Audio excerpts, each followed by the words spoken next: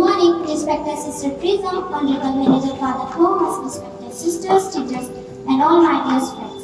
Today, we will go to show the inspiring journey of Smriti Mandhana, one of the India's best cricketers. Hey Smriti, don't play cricket. It's a boys' game. Only boys can play cricket.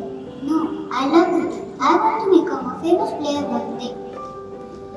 Come Smriti, let's practice. Keep working hard. Yes, bhai. I will practice every day.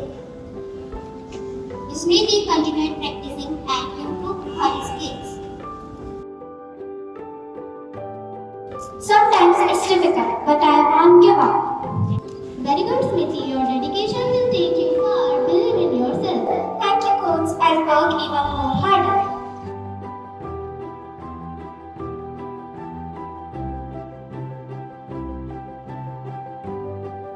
Hard work, discipline, and the support of my family made me a great Indian cricketer.